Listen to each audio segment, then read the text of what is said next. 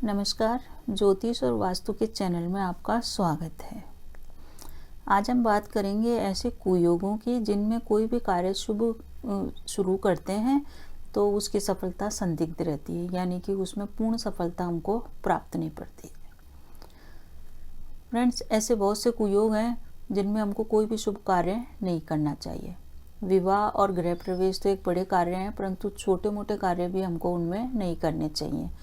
अपने बच्चे का एडमिशन चाहे स्कूल में हो, चाहे कॉलेज में हो, चाहे नौकरी में जाने का पहला दिन हो, किसी से मिलना हो, सगाई समारोह करना हो, बॉस से मीटिंग करनी हो, या किसी भी घर में लाई हुई नई चीज़ का उद्घाटन करना हो, या उसको काम में लेना हो कि आज हम ये नई चीज़ लाएं, इसको काम में लेना, आज से शुरू करेंगे, उसको भी नहीं करना चाहिए। क्योंकि ये अशुभ जो योग होते हैं ना, इन योगों में कार्य करने से हमको बहुत ही बाधाएं आती है। उसमें कार्य हम शुरू तो कर लेते हैं, परंतु बार बार में उसमें बाधा आएगी, उसमें हमको सक्सेस पूर्ण रूप से प्राप्त नहीं होगी।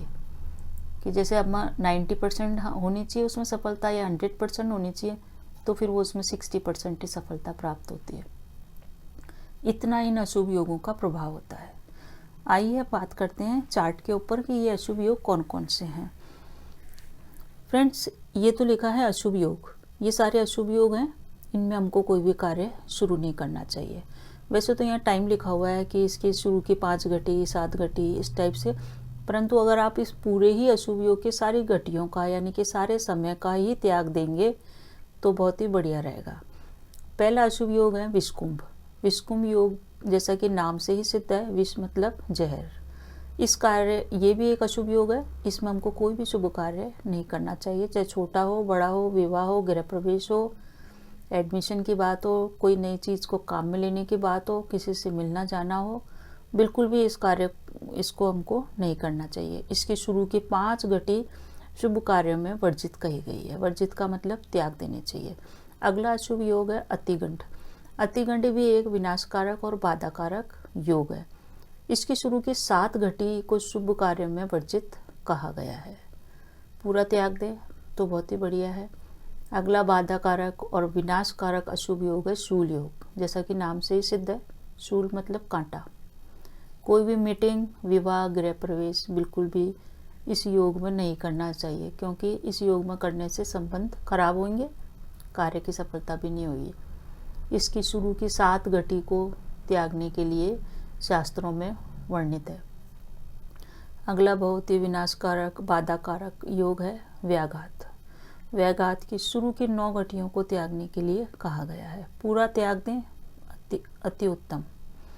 अगला विनाशकारक अशुभ योग है वज्र योग। वज्र जैसे कि नाम से सिद्ध है, इसकी भी 9 घटियों को त्यागने के लिए कहा गया है। उससे भी बड़ा जो अशुभ योग है वो है व्यतिपात। बहुत ही बाधाकारक और विनाशकारक अशुभ योग होता है। किसी भी शुभ कार्य को इस योग में नहीं करना चाहिए। इसकी सारी घटियों का हमको त्याग देना चाहिए, क्योंकि सारी घटी यानी कि पूरा व्यतिपात जहाँ से शुरू हो रहा है और जब खत्म हो रहा है, पूरे को ही हमको त्याग देना चाहिए। सभी योगों के बारे में मित्रों अखबार में आता है कि आज कौन सा योग है, पंचांग में भी लिखा हुआ रहता है आज कौन सा योग है। ये जो योग हैं ये भी लिखे हुए रहते हैं। इन योगों में कभी भी कार्य न करें। इन छोटी छोटी चीज़ों के लिए हम पंडितों के पास भी नहीं जा सकते, और इनको हमको बहुत ही ध्यान रखना जरूरी होता है, क्योंकि ये भी कार्य की सफलता को संदिग्ध कर देते हैं। पूर्ण सफलता में ये बाधा उत्पन्न करते हैं। अगला अशुभ योग है परित। परित की आधी घटियों को त्यागने के लिए कहा गया है। पूरी त्याग दो, बहुत ही बढ़िया है। और सबसे ये 2 योग बहुत ही विनाशकारक है वैधरति। वैधरति की भी सारी घटियों को हमको त्याग देना चाहिए, क्योंकि ये भी बहुत बाधा उत्पन्न करता है, कार्य की सफलता को असफलता में परिवर्तित कर देता है। ये सारे अशुभ योग हैं।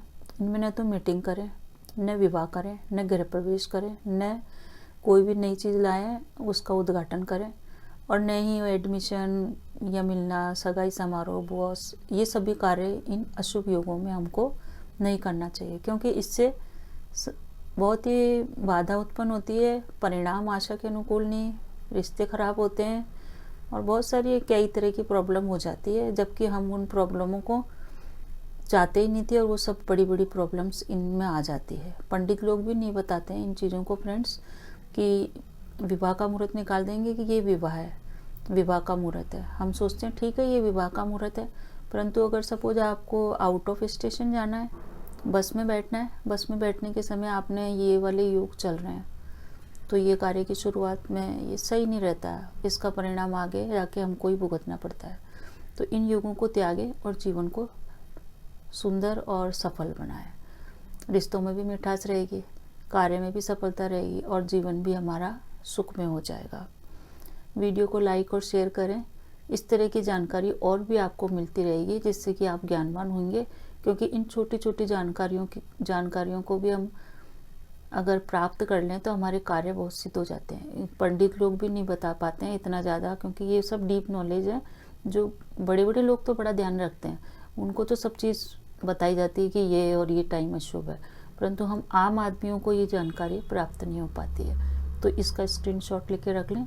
जब भी ये योग हो, छोटे छोटे कार्य बड़े कार्य सभी में इन योगों को आप त्यागें और फिर देखिए जीवन में कितना अच्छा आपको लगता है कि आपने इन अशुभ योगों में कार्य शुरू किया और एक अशुभ योगों में नहीं किया। बहुत परिणाम में आपको फर्क नजर आएगा। मित्रों, अगर किसी बच्चे का जन्म इन अशुभ योगों में हो जाता है तो फिर उसकी कुंडली भी आगे जाके मतलब उसके जीवन में बहुत परेशानी आती है, कुंडली भी प्रभावित होती है। इन अशुभ योगों का परिणाम बच्चे के पूरे जीवन पे पड़ता है। पूरे जीवन में उसको हर कार्य में बाधा आती है। हर कार्य में वो कार्य की शुरुआत करता है, पंडित से पूछ के मुहूर्त निकाल के सब कुछ करके करता है, परंतु उसको परिणाम में हमेशा बाधा आएगी और कार्य सिद्ध भी नहीं होगा। तो अगर किसी बच्चे का जन्म इन अशुभ योगों में हो गया है तो इसकी शांति भी होती है। इसकी शांति कराएं, क्योंकि ये बाधा कारक योग कहलाते हैं अशुभ। इनकी शांति होना भी बहुत ज़रूरी है। पूजा पाठ वगैरह करके इनके परिणाम को हम कम कर सकते हैं जो अशुभ आने वाले हैं। फ्रेंड्स, इस तरह की जानकारी और भी मिलेगी। आप वीडियो को लाइक और शेयर करें। धन्यवाद।